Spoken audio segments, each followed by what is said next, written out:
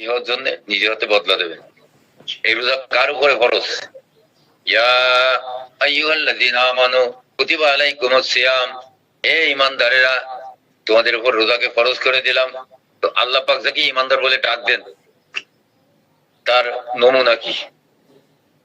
কোন ব্যক্তি সেই ব্যক্তি যাকে আল্লাহ পাক ঈমানদার বলেন? সূরা আনফাল 2 নম্বর আয়াত, ইন্নামাল মুমিনুন আল্লাযীনা ইযা যুকিরাল্লাহু ওয়াজিলাত কুলুবুহুম, ওরাই সেই প্রকৃত ঈমানদার আল্লাহর দৃষ্টিতে আল্লাহর নাম স্মরণ করলে যার কলব আল্লাহ আল্লাহ জিকির করে ও দুলতে থাকে।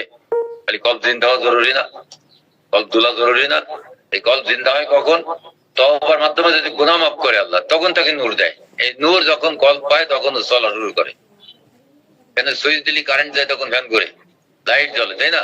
এরকম আসমানি কারেন্ট যখন বিনা তারে আসে, এটা তার লাগে না, বিনা তারে ঢোকে বুকের ভিতরে। কল্প যখন এই কারেন্ট পায় তখন কল্প চালু হয়ে যায়, শুরু করে স্পন্দন দিয়ে শুরু করে, এটা বোঝা যায় খেয়াল করলে। এমনি দৌড় দিয়ে আসলে হাফসায় জানা মানুষ তখন বুকের ভিতরে বাড়ি মারে। তো ওটা হচ্ছে এক, এটা হচ্ছে দৌড়বো না, কিছু না, চুপ করে বসে থাকবো, কল্প এমনি এমনি বাড়ি মারতে থাকবে। এটা কষ্ট হয় না, আর ওটি তো কষ্ট, এটা কষ্ট হয় না, এটা ভালো লাগে। আসমানি কারেন্ট যখন চালু হয়, এই জিনিস যার চালু হয়েছে ওই ব্যক্তিকে আল্লাহ বলছেন, হে মোমেনেরা রোজা রাখো, হে মোমেন নামাজ কায়েম করো, হে মোমেন হজ করো, হে মোমেন যাকাত দাও। এই মোমেন হওয়ার আগ পর্যন্ত কোনো হুকুম নেই।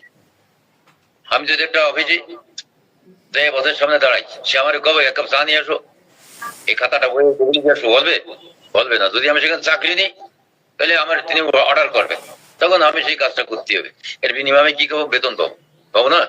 এখন এইরকম আল্লাহর দরবারে চাকরি না লাগানো পর্যন্ত সে কোনো হুকুম পাবে না। যদি সে ইচ্ছে করে করে, বেতন পাবে না। বরং সে মোমেন না হয়ে কেন এই কাজটা করলো, এই জন্য কৈফিয়ত তলব করা হয়। আমার দেওয়া হায়াত, তুমি কেন আধা ঘন্টা নামাজ পড়ে কাটালে? যে নামাজ হয় না তারপরে কেন কাটাইছো? যে রোজা হয় না তা তুমি কেন থাকলে? তুমি তো আগে হবো মোমেন, তারপরে তোমার উপরে ফরজ হচ্ছে, তখন আমি বিনিময় দেবো তোমাকে। তা আমরা তারা কল্পে চিন্তা না করে কোরআন তেলাওয়াত করি, তাসবিহ তেলাওয়াত করি, দরুদ পড়ি, কিছুই পাওয়া যায় না। আর যারা কল্প চিন্তা করেছে, তাদের কল্পে খেয়াল করে তারা যখন দরুদ পড়বে, তাকে যাবে ওই বাড়তিছে, একটু বেশি পড়লে আরো বাড়ে।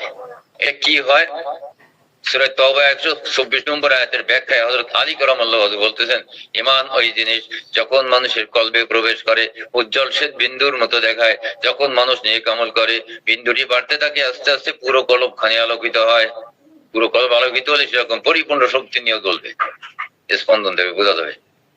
এরপরে সূরা জুমার 23 নম্বর আয়াতে আল্লাহ বলতেছেন, সুম্মা তালিনু জুলুদুহুম কুলুবুহুম ইলা যিকরিল্লাহ, কল্প থেকে নিয়ে চামড়ার উপরে পশম পর্যন্ত এই নূরে আলোকিত হয়ে যায়, তখন পশম পশমে জিকির আসে, বোঝা যায়। তাই কোরআনে কিন্তু বর্ণনা দিয়ে আছে আমরা জিকির করলে কি পাবো, ঈমান আনতে হবে কিভাবে, কার মাধ্যমে। আমি একা একা তব করলে হবে না, মুর্শিদের মাধ্যমে পড়তে হবে। তাসলিমা তাসলিমা 100 লেখা আছে। এইভাবে মুমিনের পরে হুকুম। এখন একটা লোক সঠিক মুর্শিদ পায় নাই, কল্প চিন্তা করতে পারে নাই, গুনাহ মাফ করাতে পারে নাই, কিন্তু সে আমল চালায় যাচ্ছে। 60 বছর বয়স হয়ে গেছে, এখন সে হঠাৎ করে একটা মুর্শিদ পাইছে যার মাধ্যমে তওবা করলে কবুল হয়। তাহলে তার এই যে 60 বছরের আমল সব নষ্ট হয়ে গুনাহে পরিণত হয়েছে। সূরা তাওবা 125 নম্বর আয়াত, আম্মাল্লাযীনা ফি কুলুবিহিম মারাদুন ফাযাদাতুহুম রিজসান ইলা রিজসিহিম, যারা কলব মুর্দা, তাদের কলবে জিকির নাই, তাদের কলব অপবিত্র, তাদের কলবে সিল মারা, একে বলে কলবেন মারিদ। ওই মারিদ কলব নিয়ে যদি কেউ আমল করে, সমস্ত আমলগুলো গুনাহে পরিণত হবে। আর এই অবস্থায় সে যদি মারা যায়, মৃত্যু হবে কাফির অবস্থায়, তাই যার নেকি নাই, নেকি যার নাই, কলবের নূর নাই, এই কাফির অবস্থায় মৃত্যুবরণ করবে। সে মুফতি সাহেব হলেও করবে, রিকশাওয়ালা হলেও করবে, একই রাস্তা। তাহলে আমরা যে কলকে পবিত্র না করে আমল করেছি 60 বছর, এখন আমি পাইছি একটা মুর্শিদ, আমার আমল তো সব ওই গুনাহে পরিণত হয়ে রয়েছে। মুর্শিদ যখন পাইলাম, তখন আমি আমল করলে, আমি যদি তওবা করি, তা আমার ওই পিছনে যে আমলগুলো, ওইগুলো তো আমার নষ্ট হয়ে গেছে। আমি কয়দিন বাবা কি আমল করবো? এখন সময় 60 হয়ে গেছে, 2-4 বছর আল্লাহ বাঁচালো, চলে যেতে হবে। তাহলে আমি এই 60 বছরের ঘাটতি কিভাবে পূরণ করবো? সূরা ফুরকান 70 নম্বর আয়াত, জানেন বড় আয়াতটা, আমরা তো এইভাবে জানি না। সাফাই কোন জায়গায় আছে তাই বললি বাড়ি, আবেদ সাহেব না, কত সাফাই, কয় নম্বর রুকু বলতে হবে, তাহলে তারা পারে। আর আমরা সূরার আয়াত কত নম্বরে এইভাবে শিখেছি সহজে। তো সূরা ফুরকান 70 নম্বর আয়াতে আল্লাহ বলছেন ইল্লা মান তাবা ওয়া আমানা, যারা তওবা করে ঈমান আনলো, মানে তওবা করেছে, গুনাহ মাফ হয়েছে, ঈমানের নূর দিয়েছে আল্লাহ। এই ঈমানের নূর যে পাইছে আল্লাহ পাক দান করেন, এটা আমানত স্বরূপ। আবার গুনাহ করলে টেনে নিয়ে যাবে, কিন্তু এটা আমানত না, এটা তো আমার ব্যক্তিগত সম্পত্তি না। যে ব্যক্তির গুনাহ আল্লাহ মাফ করেছে তার কলবে নূর দিবে। ইল্লা মান তাবা ওয়া আমানা, যাদের কলবে আল্লাহ পাক নূর দান করে, গ্রহণকারীকে বলা হয় মুমিন, আমানত গ্রহণকারী। ইল্লা মান তাবা ওয়া আমানা আমিলা আমালান সালিহা, যখন তার কলব জিন্দা হয়, কলব পবিত্র হয়, এরপরে তার আমলগুলো নেক আমল হিসেবে আল্লাহ কবুল করেন। এতদিন ছিল কি আমলুল খায়র, ভালো কাজ, আর যখন এটা আল্লাহ কবুল করে তখন হয় নেক কাজ, আমালে সালেহ। তা আমালে সালেহ আর আমালুল খায়র পার্থক্য বুঝতে হবে। ইল্লাল্লাযিনা আমানু ওয়া আমিলুস সালিহাত, যারা নেক আমল করে, নেক আমল কাদের হয়? তাদের কলব পবিত্র, আল্লাহর কাছে বান্দা হিসেবে কবুলিয়ত লাভ করেছে, এই বন্দেগী আল্লাহ কবুল করে। তাহলে ইল্লা মান তাবা ওয়া আমানা আমিলা আমালান সালিহা, যারা নেক আমল, যারা তওবা করে গুনাহ মাফ করে কলবে নূর পাইছে, এরপরে যত আমল করতেছে এগুলো নেকি রূপান্তর, এগুলো নেকি পাবে সে। কিন্তু 60 বছর 65 বছরের আমল এগুলো কোথায় পরিণত হয়ে রয়েছে? যখন সে তওবা করে, আল্লাহ পাক যখন গুনাহ মাফ করে দেয়, তখন তার আমলগুলো গুনাহে মিশে তো নাপাক হয়ে গেছিল, এখন গুনাহ মাফ করে দিলে চলে গেছে, এটা নাপাকি চলে গেছে, এখন আমলগুলো পবিত্র হয়ে গেছে।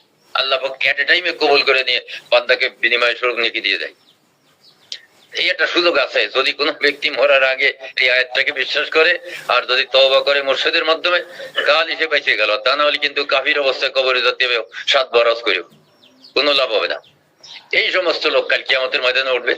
আর যারা তওবা করে নূর নিয়ে গেছে, কেবল গড়টা জিন্দা হয়েছে, জোহরের রক্ত পাইনি, জোহরের নামাজ পড়িনি, তাহলে তার কল জিন্দা হওয়ার পরে, তওবার পরে জোহরের রক্ত পাইনি, আর ফজর তো এমনি চলে গেছে, এই 1 ঘন্টার মধ্যে মারা গেল, 2 ঘন্টা মারা গেল, ওক্ত আর আগে মারা গেল, হয়তো নামাজ পড়ে যায়নি। কিন্তু তার কাছে কলবে নূর থাকার কারণে কিয়ামতের ময়দানে যখন নূর নিয়ে এই ব্যক্তি উঠবে, আর তারা বহুত আমল করেছে অথচ নূর পায়নি, তওবা করে নূর গ্রহণ করে নাই দুনিয়ার থেকে নায়েবে রাসূলের মাধ্যমে, এরা নূরবিহীন উঠবে। তাহলে যাদের কাছে আলো আছে, এই অন্ধকার জায়গায় আলোর কি দাম? তখন এই আলোবিহীন লোকেরা বলবে, ও ভাই আব্দুর রহমান, তোমার দুনিয়ায় কত উপকার করেছি, তোমারে চা খাওয়াইছি, তুমি বিপদে হলে টাকা পয়সা দিয়ে সাহায্য করেছি, আমি তো তোমার কত উপকার করেছি, তুমি আমার একটু উপকার করো, আজকে তুমি একটু দাঁড়াও, তোমার আলো দিয়ে আমি একটু রাস্তা থেকে সামনে এগোই। তখন আল্লাহ পাক ধমক দিয়ে বলবেন, কাইলার যে ওয়ারাকুম ফালতামিসুন নূর, পিছনে ফিরে দাও, নূর সংগ্রহ করে নিয়ে আসো, এখানে আমার হুকুম ছাড়া কেউ কারো কোনো উপকার করতে পারবে না। তাহলে ধমক খায় সে কি করবে? দাঁড়ায় যাবে জায়গায়, নূরধারীরা সামনে চলে যাবে। তখন নূরধারীরা সামনে চলে যাবে, 2 দলের মাঝখানে ফাঁকা হবে, আল্লাহর হুকুমে দেওয়াল তৈরি হবে, ফাদুরিবা বাইনহুম বিসুরিল্লাহিল বাব, একটা দরজা থাকবে মাঝখানে, ওই দরজার ভিতর দিয়ে যারা বাইরে আটকা পড়ে গেল তারা দেখতে পাবে, নূরধারীরা ভিতরে চলে যায়, তাদের উপরে রহমত নাজিল হবে। আর বাইরে যারা আটকা পড়ে গেল, বহুত আমল করনেওয়ালা, নূর পায় নাই, এদের উপরে গজব নাজিল হবে। বাতিনুহু ফিহির রাহমাতু ওয়া যাহিরুহু মিন কিবালিল আযাব, এই আযাব নাজিল হবে বাইরে যারা আটকা পড়ে গেল, আমল করেছে সারা জীবন কিন্তু নূর পায় নাই, কাফির অবস্থায় কবরে গেছে, আমল করেও কল পবিত্র করে নাই।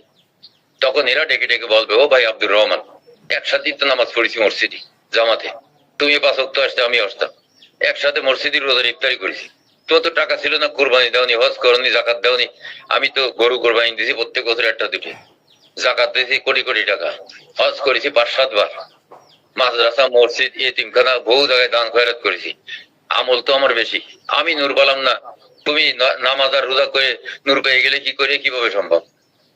এখন কথা হচ্ছে, আমল দিয়ে যদি নূর পাওয়া যেত, তাহলে তো ওই যে ব্যক্তি আটকা পড়েছে ওরই তো নূর বেশি পাওয়ার কথা, কিন্তু সে পাইনি কেন? তার কারণ সে রসুলকে স্বীকার করেনি, রসুলের অবর্তমানে নায়েবে রসুলকে স্বীকার করে নাই, নায়েবে রসুলকে স্বীকার না করার কারণে সে তওবা করে নাই, একা একা পড়েছে তওবা, কিন্তু নায়েবে রসুলের মাধ্যমে পড়ে নাই। এই মাধ্যমে না পড়লে তওবা কবুল হবে না। প্রথমবার বিশেষ করে সূরা নিসা 64 নম্বর আয়াত, এখানে 5টা শর্ত দেয়া আছে। 1টা শরীয়ত মেনে চলা, 2 নম্বর নিজেকে গুনাহগার স্বীকার করা, 3 নম্বর সাহাবারা যাবে রসুলের দরবারে, আমরা যাবো ওলিয়ে মুর্শিদের দরবারে। ওলিয়ে মুর্শিদ কাকে বলে? যার কাছে নূর আছে, কিতাব ইলম আছে, এই ওলিয়ে মুর্শিদ। 4 নম্বর তাকে সাক্ষী রেখে আল্লাহর কাছে তওবা করা। 5 নম্বর তিনিও আমার জন্য আল্লাহর কাছে গুনাহ মাফির অনুরোধ করবেন, সুপারিশ করবেন। এই 5টি শর্ত পূরণ হলেই আল্লাহ গুনাহ মাফ করে দেবেন, তাকে নূর দান করবেন। তারা এইটা করে নাই, আজীবন আমল করলে তারা নূর পাবে না, তার কারণ সিস্টেমই নাই। আমার কারেন্ট রয়েছে ওই ফ্ল্যাগে, আমি ফ্যান চালাবো বা মোবাইল চার্জ দেবো, ফ্ল্যাগে না ঢুকাই আমি আর এক জায়গায় নিয়ে রাখলাম, কানেকশন দিলাম না কারেন্টের, কি আমার মোবাইল চলবে? চলবে না, লাইটও জ্বলবে না। এই জন্য কি করতে হবে, যেখানে কারেন্ট আছে ওইখানে কানেকশন লাগাতে হবে। মোর্শেদের ভিতরে আল্লাহ পাক ওই নূর রাখিছেন আসমানি কারেন্ট, সেখানে কানেকশন লাগালে আসমানি কারেন্ট সে পেয়ে যাবে। এই জন্য তার কলবে নূর আসবে। এই হচ্ছে ঘটনা। তা যারা এটা বিশ্বাস করে না তারা কিন্তু নূর পাবে না, সে যত বড় আলেম হোক। এটা বিশ্বাস না করলে সে নূর পাবে না। আর নূর না পাইলে তার কলব জিন্দা হবে না, কলব জিন্দা না হলে তার কোনো আমল কবুল হবে না, আমল কবুল না হলে মৃত্যু হবে কাফির অবস্থায়, যতই আমল করুক সে। তাহলে কি জিনিস? এখন এইগুলো আমাদের জেনে শুনে বুঝে তারপরে যদি আমল করি আমরা ঠকবো না। আর যদি আমরা না জেনে আমল করি, আমার সে বেশি বোঝে নাকি, হুসাইন 3 দিন মাদ্রাসায় পড়ে কি হয়ে গেছে আমার, আমার শিখে দিয়ে আমি কোরআন হাদিস সব জানি, আমার বাড়ি কোরআনের তাফসির আছে 10 খান, ওর বাড়ি কয়খান আছে, একখানও নেই। এইরকম তারা তুলনা করে, তার চেয়ে আমি ভালো, এটা তুলনা করে প্রতিষ্ঠিত করার চেষ্টা করে। এগুলো হচ্ছে শয়তানের ওয়াসওয়াসা। এখানে আমাদের কি করতে হবে, আমার সমস্ত বুদ্ধির উপরে আল্লাহ পাকের কথাকে প্রাধান্য দিতে হবে। আল্লাহ পাক বলছেন ওলি মুর্শিদের মাধ্যমে তওবা করো, আমি তওবা করবো ওলি মুর্শিদের মাধ্যমে, সে যে জাতিরই হোক না কেন, মুর্শিদ ওলি হয়েছে। এখন আমরা যদি এটা অবমাননা করি, অস্বীকার করি, সূরা কাহাফ 103 থেকে 6 নম্বর আয়াত, এখানে আল্লাহ পাক তাদের পরিণাম বুঝে দিচ্ছেন। আমি কি তোমাদেরকে এমন একটি কথা জানিয়ে দিব না যারা আমলের দিক দিয়ে ক্ষতিগ্রস্ত হয়ে যাচ্ছে, আমল করতেছে কিন্তু আমল কবুল হচ্ছে না, আমলগুলো নষ্ট হয়ে গুনাহে পরিণত হচ্ছে। তারা কারা? আল্লাযীনা দাল্লা সাইয়ুম ফিল হায়াতিদ দুনিয়া ওয়া ইয়াহসাবুনা আন্নাহুম ইহসানুনা সুনআ, যারা ওলি মুর্শিদকে অস্বীকার করে আর তারা মনে করে আমরা তো ভালো কাজ করতেছি, নামাজ পড়া ভালো কাজ না, ভালো কাজ না, কোনটা গুনার কাজ। কিন্তু নামাজ রোজা কল্প অপবিত্র রেখে করলে সে গুনাহগার হচ্ছে, তার কারণ তার কল্প অপবিত্র, তার আমলগুলো সব নাপাকি লেগে গুনাহে পরিণত হচ্ছে। তো এদেরকে আল্লাহ ডেকে বলতেছেন তোমরা কিন্তু দুনিয়াতে তোমাদের আমলকে ধ্বংস করে আসছিস আর মনে করতেছো আমরা ভালো ভালো কাজ করতেছি। উলাইকাল্লাযীনা কাফারু বিআয়াতি রাব্বিহিম লিকাইফা হাবিতাত আমালুহুম, তারা আমার আয়াতকে অমান্য করলো, আমার রাসূলকে অমান্য করলো, অবমাননা করলো। এদের পরিণাম কি হবে? তারা এইভাবে কিন্তু তাদের আমলকে ধ্বংস করে ফেলছে। যালিকা জাযাউহুম জাহান্নাম, আমি তাদের কোন তাদের জন্য আমি কিয়ামতে কোনো মিজান দাঁড় করাবো না, তার কারণ তার তো কোনো নেকি নাই, আছে শুধু গুনাহ। গুনার নেকি কিছু নেকি থাকলে মাফা যেত, কিন্তু একদম পুরো গুনাহ, কলব হচ্ছে কালো অন্ধকার। তা এই ব্যক্তির জন্য আল্লাহ মিজান দাঁড় করাবে না যারা রিসালাতের দরবারে এসে তওবা করে কলব চিন্তা করে নাই। তা তারা এইভাবে তাদের আমলকে ধ্বংস করে গেছে। জালিকা জাযাউহুম জাহান্নাম, তাদের পরিণাম হচ্ছে সরাসরি জাহান্নাম। বিমা কাফারু ওয়াত্তাখাযু আয়াতি রাসূলি হুজুয়া, তারা রাসূলকে বিদ্রোহ করলো আর আমার আয়াতকে অবমাননা করলো। আমি বলে দিছি কোরআনে মুর্দা কল নিয়ে আমল করলে গুনাহে পরিণত হবে, তারা আমার আয়াতকে অবমাননা করেছে। আর যে রাসূলের মাধ্যমে আমি নায়েবে রাসূলের মাধ্যমে আমি তওবা করে গুনাহ মাফ করব, তাকে এরা অস্বীকার করেছে। তো এই ব্যক্তি জন্য আল্লাহ কিয়ামতে মিজান দাঁড় করাবেন না, তার কারণ তার কোনো নেকি অবশিষ্ট থাকবে না, তার সরাসরি জাহান্নাম হচ্ছে তার প্রাপ্য। আমরা আমল করব হিসেব করে করব, যে আমল কবুল হয় না তা করে তো লাভ নেই। হচ্ছে 1 ঘন্টা কাজ করলে 100 টাকা পাবা, সেটা করো, দুনিয়া অন্তত ভোগ করিতে হবে। আমলও করলাম দুনিয়াদারিও করলাম, তো এটা হচ্ছে নিজের ফাঁকি দিয়া। এই জন্য আমাদের কি করতে হবে, কোরআনকে বুঝতে হবে, বুঝে ঠিক সেই মতো যদি আমরা চলি মার খাবো না। তা না হলে আল্লাহর কথা না শুনলে, তা আল্লাহর কথা শিখাবেন কে? ওয়ায়ুআল্লিমুকুমুল কিতাব, সূরা বাকারা 151 নম্বর আয়াত, রাসূল তোমাদের কিতাব শিক্ষা দিবেন। তার কারণ এই কিতাবের ভিতরে 3টি স্তরের ইলম আছে, শরীয়ত, মারিফত, হাকিকত। এরকম তরজমা পড়লে শরীয়ত বোঝা যায়। নামাজ পড়া ফরজ, সুদ খাওয়া হারাম, মদ খাওয়া হারাম, যাকাত দেওয়া ফরজ, এই তরজমা পড়লে বোঝা যায়। একে বলে আয়াতে মুহকামা। কিন্তু আয়াতে মুতাশাবিহের ভিতরে হচ্ছে রহস্য। মুতাশাবিহাতের জ্ঞান আল্লাহ পাক নবীকে দিয়েছেন, নায়েবে নবীকে দিয়েছেন, তারা ছাড়া এই জ্ঞান উদ্ধার করতে পারবে না। তার কারণ লা ইয়ামাসসুহু ইল্লাল মুতাহহারুন, আর 81 নম্বর আয়াত, তার কলব পবিত্র, আমার কোরআন তার ভিতরে ঢুকবে না। কোরআন যদি তার ভিতরে না ঢোকে, কোরআনের জ্ঞান তো সে পাবে না। এই না পাওয়ার কারণে তারা কিন্তু নিজেকে নিজেও বাঁচাতে পারবে না। কেন পারবে না? আল্লাহ পাক গুনাহগারের ইলমকে ভ্রষ্ট করে দেন, ইলম থেকে নূর তুলে নেন, তখন ইলম তার কোনো উপকারে আসে না। পড়ে একটা বোঝে একটা, কিন্তু হয় আর একটা। করতেছে, নামাজ পড়তেছে, তাহাজ্জুদ নামাজও পড়ে, কিন্তু কলব মুর্দা। আল্লাহ বলতেছেন তার নামাজ নাপাক হয়ে গুনাহে পরিণত হচ্ছে। আগে তার কি দরকার? কলবকে পবিত্র করার দরকার, সে করলো না। এটা আল্লাহর আয়াতকে অবমাননা করা হলো না? আসলে করেছে কেন? সে আয়াত পড়েছে কিন্তু বোঝেন নাই, এই জন্য আল্লাহ বলতেছেন রসুলের কাছে যাও, আমি তাকেই জ্ঞান দান করেছি। না যাও, তাকে আমি জ্ঞান দান করেছি, তিনি তোমাকে বুঝাই দেবেন।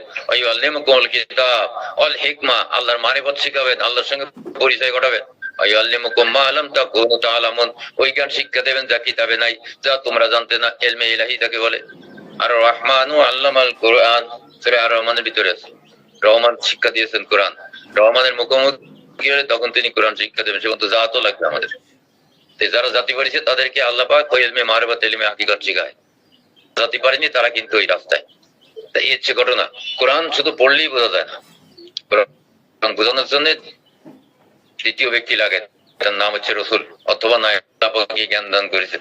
আমরা যা শুনলাম আল্লাহ আমাদের বোঝার তৌফিক দেন, মনে রাখার তৌফিক দেন, আমল করার তৌফিক দেন। আমল যেন আল্লাহ সন্তুষ্টির উদ্দেশ্য সেই তৌফিক দেন বলে আমিন।